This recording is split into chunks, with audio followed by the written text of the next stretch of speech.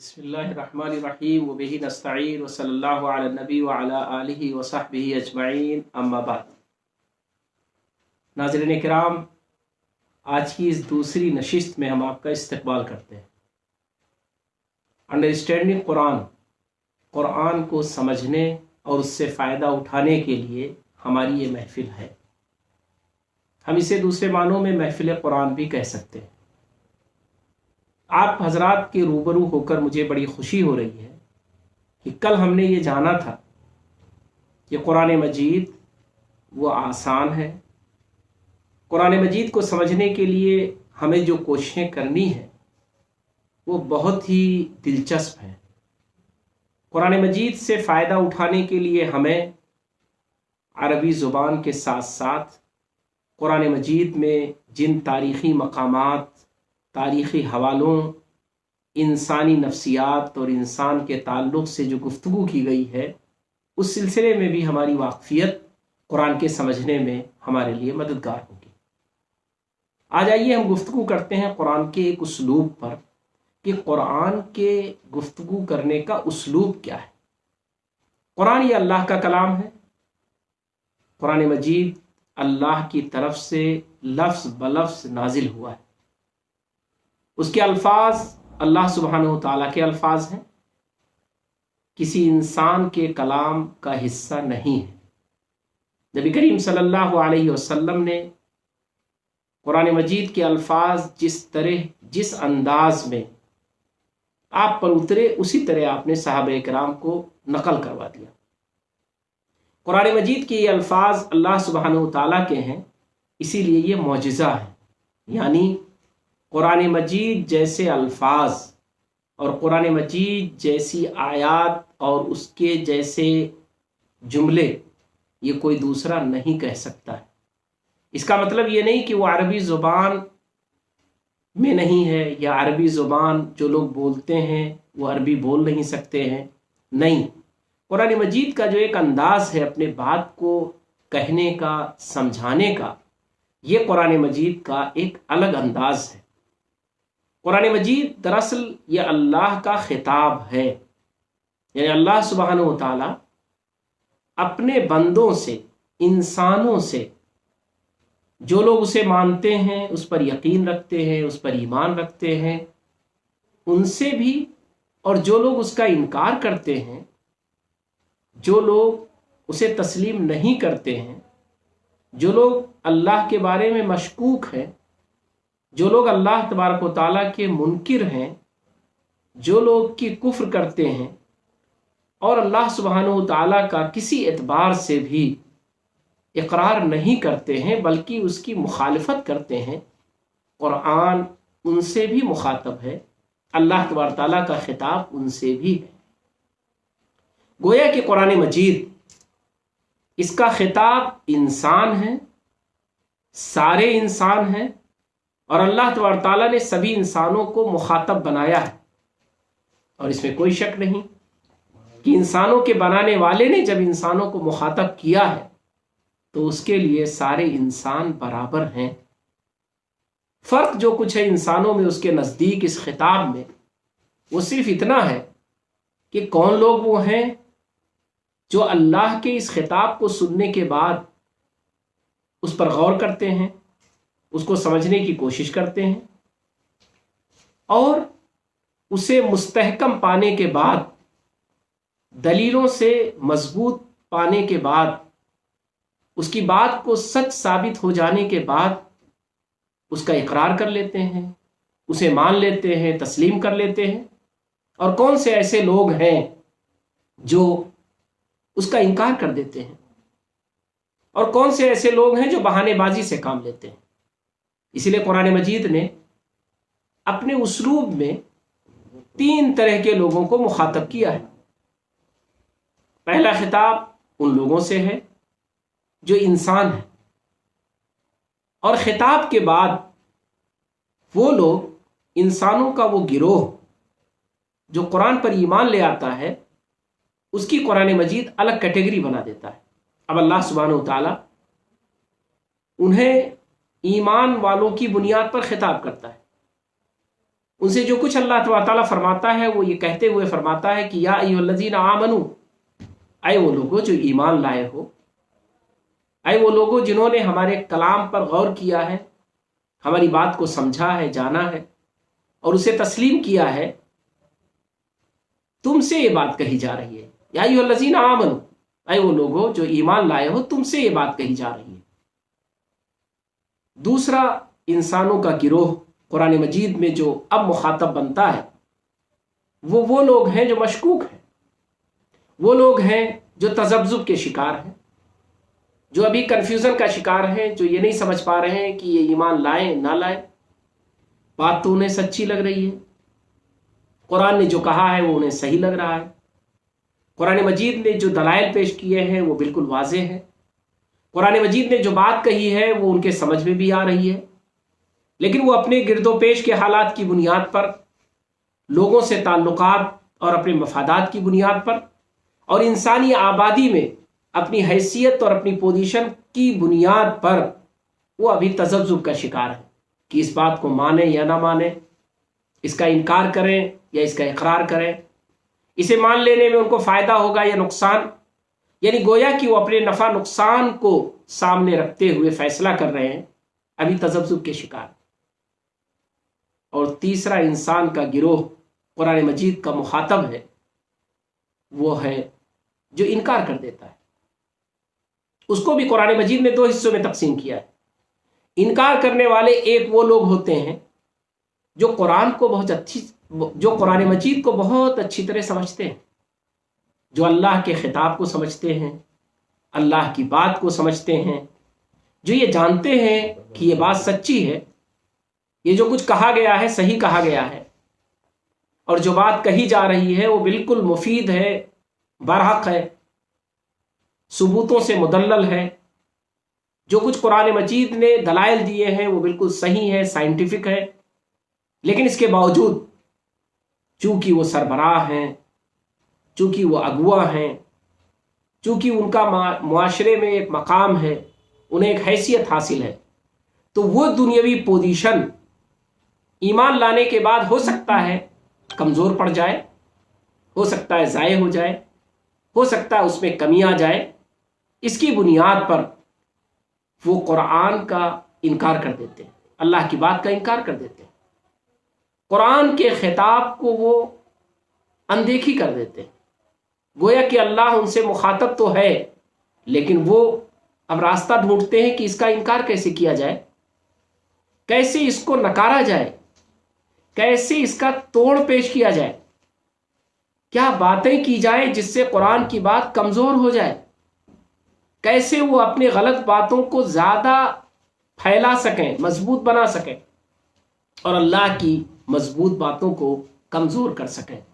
तो उसके लिए वो बहाने भी करते हैं, उसके लिए वो गलत बातें भी करते हैं, उसके लिए वो प्रोपगंडा भी करते हैं, उसके लिए बातों को तोड़ते और मड़ोड़ते भी हैं, उसके लिए वो अपने बहुत सारी चीज़ों के हवाले भी देते हैं।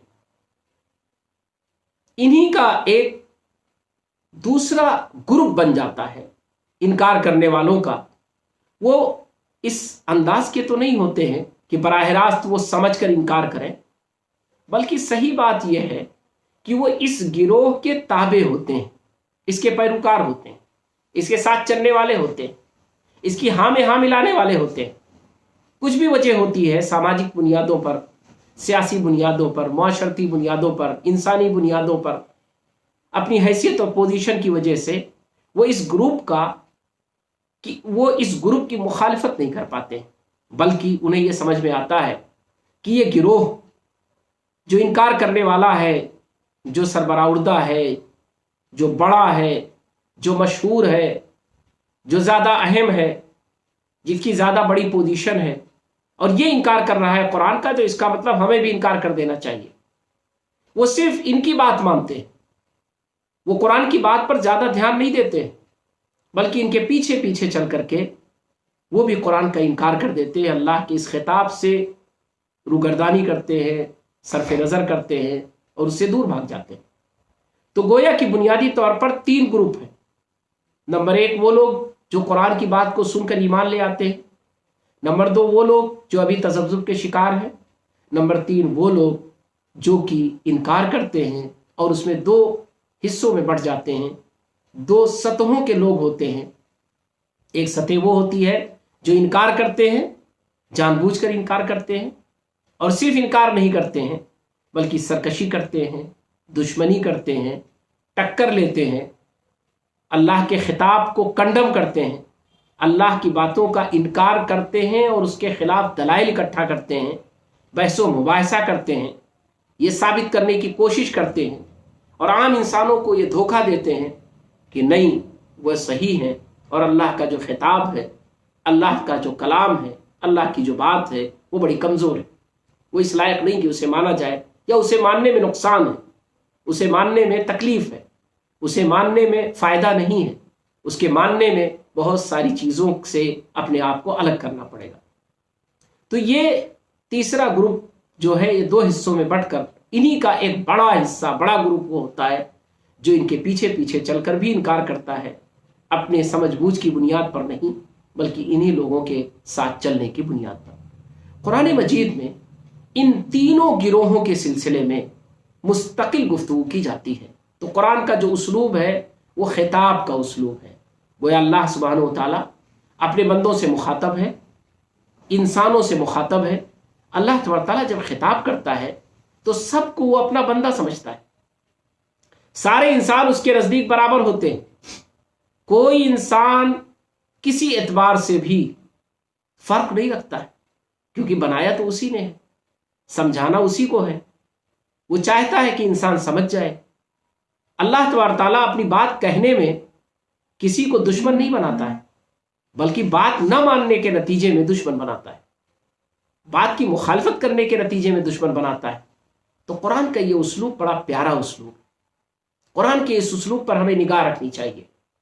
कुरान मजीद ने जब इस अंदाज में बात की है तो बड़ी निराली उसकी अदा है, उसकी शान है, और अल्लाह तबारक तआला की ये शान बेनियाजी है, अल्लाह तबारक तआला के बरतर होने की दलील है, अल्लाह सुब्हानहु व तआला के खालिक कायनात होने की दलील है कि अल्लाह तबारक तआला ने सारे इंसानों को एक निगाह से देखा है। अल्लाह तबारक तआला ने सारे इंसानों को एक अंदाज में मुखातब किया है। अल्लाह तबारक तआला को सारे इंसानों से मोहब्बत है, लगाव है, प्यार है, हमदर्दी है, शफकत है। वो चाहता है कि हर इंसान संभल जाए, हर इंसान उसकी बात को सुन ले और कामयाब हो जाए। इसीलिए कुरान मजीद में कभी किसी को इस अंदाज में मुखातब नहीं किया गया कि ये इंसान है और ये इंसान लायक तवज्जो नहीं है, लायक इकराम नहीं है।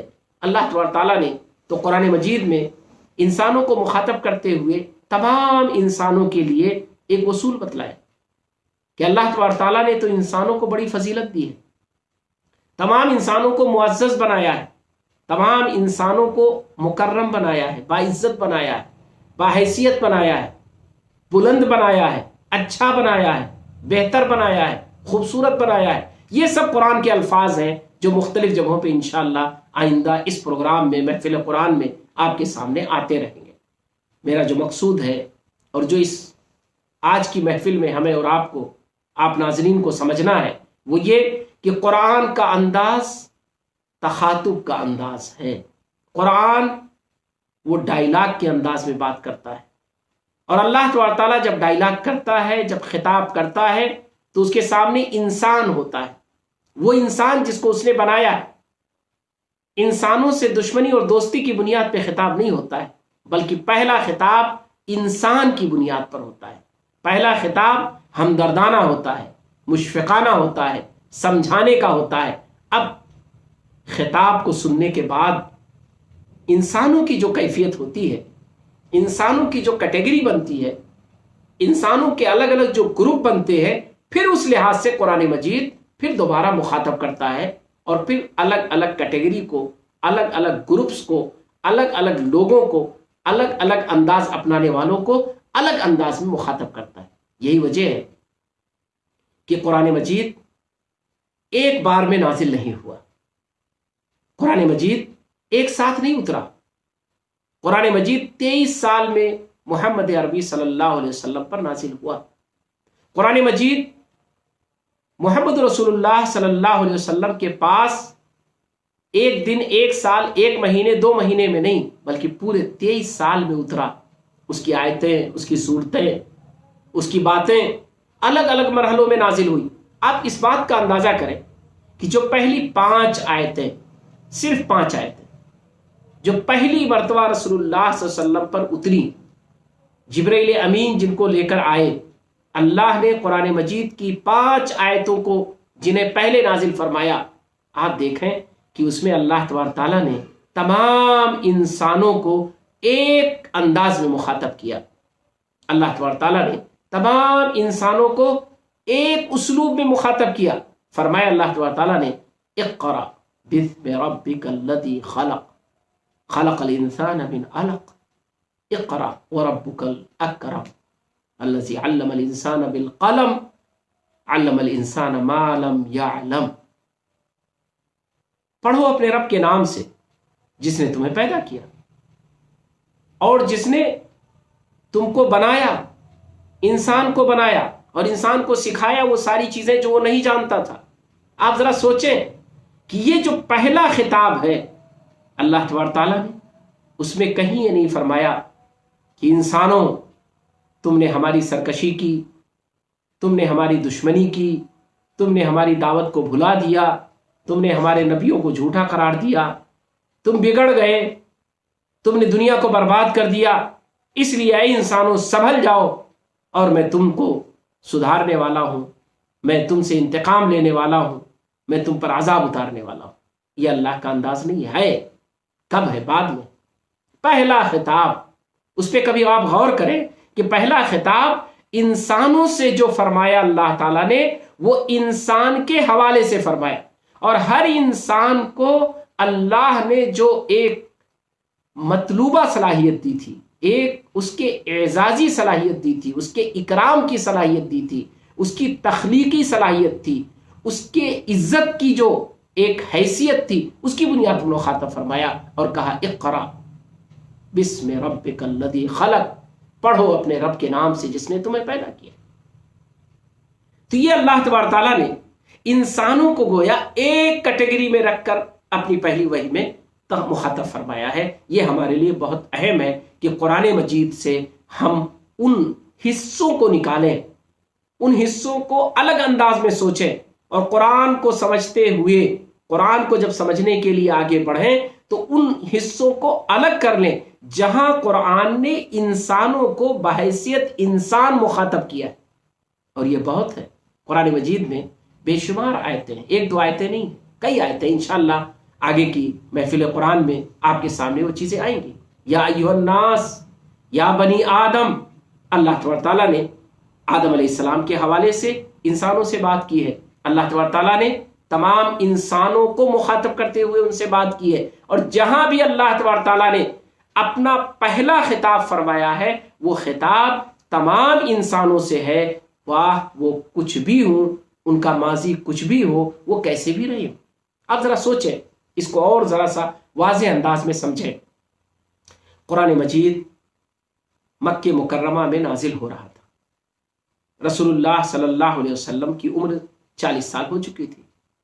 مکہ مکرمہ میں وہ لوگ بھی موجود تھے جو اللہ کے ساتھ شرک کرتے تھے، وہ لوگ بھی موجود تھے جو اللہ کے ساتھ کفر کرتے تھے، وہ لوگ بھی موجود تھے جو بڑے شرکس تھے، اور ان میں کچھ لوگ ایسے بھی تھے جو بڑے ظالم تھے، وہ لوگ بھی تھے جنہوں نے اللہ کے گھر میں اللہ کی مرضی کے خلاف کام کو اپنا پیشہ بنا لیا تھا۔ یہ سارے لوگ مکے میں موجود تھے۔ اللہ تبارک تعالیٰ اس نے جب خطاب کیا، پہلا خطاب جو رسول اللہ صلی اللہ علیہ وسلم بحیثیت نبی لے کر آئے غار حرا سے، نبی کریم صلی اللہ علیہ وسلم جب اپنے گھر واپس آئے، حضرت خدیجہ رضی اللہ تعالی عنہ کے پاس آئے، اور آنے کے بعد نبی کریم صلی اللہ علیہ وسلم کو حضرت خدیجہ رضی اللہ تعالی عنہ اپنے چچا زاد بھائی ورقہ بن نوفل کے پاس لے کر گئیں، اور وہاں آپ صلی اللہ علیہ وسلم نے یہ 5 آیتیں ان کو سنائیں اور اپنا پورا واقعہ سنایا۔ صحیح بخاری میں کتاب الوحی میں موجود ہے، آپ اسے پڑھ لیں۔ تو اس موقع پر ہم اور آپ ذرا تصور کریں کہ اللہ سبحانہ و تعالیٰ نے جو اپنی 5 آیتیں نازل فرمائی تھیں، یہی 5 آیتیں تقریباً 3 سال تک قرآن کا وہ حصہ ہے جو صرف اور صرف یہی موجود تھی. یعنی اللہ کا کلام جو پہلی بار اترا 5 آیتوں کی شکل میں، 3 سال تک دوبارہ وحی نہیں آئی. تقریباً 3 سال کے بعد دوبارہ وحی نازل ہوئی. یہ تمام احادیث کی کتابوں میں، سیرت کی کتابوں میں، تفسیر کی کتابوں میں آپ کو مل جائے گا. گویا کہ 3 سال تک نبی کریم صلی اللہ علیہ وسلم اللہ کا خطاب، اللہ کا کلام قرآن مجید جو لوگوں کو سناتے رہے، جو لوگوں کے سامنے پیش کرتے رہے، وہ یہی 5 آیتیں تھیں. آپ ذرا دیکھیں ان 5 آیتوں میں کیا اللہ تبارک و تعالیٰ نے ابو جہل کے پرسنالٹی کو سامنے رکھ کے کوئی بات کہی ہے؟ کیا اللہ تبارک تعالیٰ نے حرم کے تقدس کی پامالی کو سامنے رکھتے ہوئے کوئی بات کہی ہے؟ کیا اللہ تبارک تعالیٰ نے مشرکین مکہ کو سامنے رکھتے ہوئے کوئی بات کہی ہے؟ کیا اللہ تبارک و تعالیٰ نے قریش کے ان سربراہوں کو سامنے رکھ کے سامنے بات کی ہے جنہوں نے رسول اللہ صلی اللہ علیہ وسلم کی مخالفت کی؟ اللہ تو سب جانتا تھا، اللہ سے تو کوئی چیز مخفی نہیں تھی. قرآن مجید نازل ہو رہا تھا، اللہ چاہتا تو شروع کی آیتیں یہ آتی جو بعد میں آئی، جن میں بعد میں واضح کیا اللہ تبارک تعالیٰ نے. پہلے ہی دن اللہ تبارک تعالیٰ فرما دیتا کہ یہ سب مشرک ہیں، یہ سب کافر ہیں، یہ سب بگڑے ہوئے ہیں، یہ سب ظالم ہیں، یہ سب ناکارہ ہیں، یہ سب اللہ کے نافرمان. نہیں، اللہ تبارک تعالیٰ چونکہ ہدایت کی کتاب نازل فرما رہا تھا، یہیں سے یہ بات بڑی واضح آتی ہے. اور آج حاملین قرآن کو یہ بات سمجھنی چاہیے، قرآن جن کے پاس امانت کے طور پر ہے اور قرآن کو جو دنیا کے سامنے پیش کرنا چاہتے ہیں، انہیں چاہیے کہ اس بات کو واضح کریں اور دنیا کے سامنے قرآن کا وہی اسلوب اپنائیں پیش کرنے کا جو قرآن نے خود اپنایا ہے. قرآن کو نازل کرنے والے نے جو قرآن کو پیش کرنے کا اسلوب اپنایا تھا، وہی اسلوب آج اسلام کے داعیوں کو بھی اپنانا چاہیے، حاملین قرآن کو بھی اپنانا چاہیے، مسلمانوں کو بھی اپنانا چاہیے، قرآن پیش کرنے والوں کو بھی اپنانا چاہیے. ہمیں بھی یہی وہ انداز اپنانا چاہیے جو اللہ نے اپنایا تھا. کہ اللہ تبارک تعالیٰ نے جب پہلی وحی نازل فرمائی، 5 آیتیں اتاری، تو اس میں اللہ تبارک تعالیٰ نے نہ مشرکین کا ذکر کیا، نہ شرک کا ذکر کیا، نہ کفار کا ذکر کیا، نہ کفر کا ذکر کیا، نہ ظلم کا ذکر کیا، نہ ظالمین کا ذکر کیا، نہ بگڑے ہوئے لوگوں کا ذکر کیا، نہ ان کے بگاڑ کا ذکر کیا. بلکہ اللہ تبارک تعالیٰ نے کیا ذکر فرمایا؟ اقرا باسم ربک الذی خلق، پڑھو اپنے اس رب کے نام سے جس نے تمہیں پیدا کیا. اور انسان کی عزت کا ذکر کیا، انسان کے اعزاز کا ذکر کیا، انسان کو دی گئی صلاحیت کا ذکر کیا، انسان کے اس خوبیوں کا ذکر کیا جو اللہ تبارک تعالیٰ نے اسے دیا تھا، اور انسان کے ترقی کا ذکر کیا. ترقی کی بات کیوں کی گئی؟ میں کہاں سے کہہ رہا ہوں یہ بات؟ آپ جب قرآن کو سمجھنے کے لیے ہماری اس محفل میں شریک ہے ہمارے ساتھ، تو آپ غور کریں کیا کہا گیا، کس سے کہا گیا؟ عربوں سے. اس وقت کی دنیا کی جو جغرافیائی صورتحال ہے اور دنیا میں جو قومیں موجود تھیں، ان میں عرب سب سے کم پڑھے لکھے تھے. دنیا کی تاریخ میں اس زمانے میں دنیا کی قوموں میں اگر سب سے کم کہیں پڑھنے لکھنے کا رواج تھا تو وہ عرب تھے. عرب کی زبان بڑی اچھی تھی، عرب بڑے ذہین تھے اور جری تھے، عربوں کی یادداشت بہت اچھی تھی، عربوں کی بہت ساری خوبیاں تھیں. بڑے جفاکش تھے، بڑے محنتی تھے، بڑے خوددار تھے، بڑے جری تھے، بہادر تھے. لیکن عرب پڑھے لکھے نہیں تھے. گنتی کے چند لوگ لکھنا پڑھنا جانتے تھے، وہ بھی ابتدائی، شروعاتی. بالکل آج کے زمانے میں جس کو ہم لوگ جاہل کہتے ہیں کہ وہ بھی تھوڑا بہت لکھ پڑھ لیتا ہے، لیکن ہماری اصطلاح میں، آج کی اصطلاح میں جاہل ہوتا ہے. گریک تھا اس زمانے میں، حکماء یونان تھے اس زمانے میں، مصر تھا اس زمانے میں، اس زمانے دیگر قومیں تھیں، روم تھا اس زمانے میں، فارس تھا اس زمانے میں. یہ سارے کے سارے تہذیبی ممالک کہے جاتے تھے، پڑھے لکھے لوگ کہے جاتے تھے. یہاں بہت سارے پڑھنے لکھنے والے تھے، فلاسفر تھے بہت سارے. حکماء یونان کا ایک پورا سلسلہ ہے جو موجود تھے اس زمانے میں. اللہ تبارک تعالیٰ نے عربوں سے جب یہ بات کہی اقرا پڑھو، تو کیا مطلب ہوا؟ اس کا مطلب کہ اللہ تبارک تعالیٰ نے انہیں احساس دلایا کہ تم آگے بڑھو، تم پڑھنے کے ذریعے جو ترقی ممکن ہے اس ترقی کو حاصل کرو۔ دنیا کی دیگر قومیں جو اپنے آپ کو تہذیب یافتہ سمجھتی ہیں، تعلیم کے نتیجے میں تم بھی علم کو حاصل کرو، تم بھی لکھنے پڑھنے والے بنو۔ یہ میں ایسے نہیں کہہ رہا ہوں، آج ہم اور آپ اسی انداز میں بات کرتے ہیں اور سمجھتے ہیں۔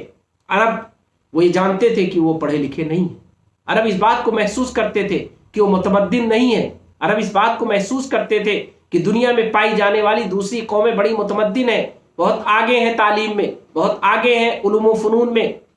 لیکن عرب وہ سادہ تھے، عرب وہ صحرائی تھے، بوریا نشین تھے، اسی طرح میدان میں صحرا میں ٹہلنے کھانے گھومنے والے اور اپنی سادہ زندگی گزارنے والے تھے۔ ان سے اللہ تبارک تعالیٰ پہلی وحی میں کہہ رہا ہے اقرا، پڑھو تم۔ اس کا مطلب کہ اللہ سبحانہ تعالیٰ اس نے گویا عربوں کو، اس زمانے کے لوگوں کو اپنے خطاب کے ذریعے آگے بڑھنے کا راستہ دکھلا دیا۔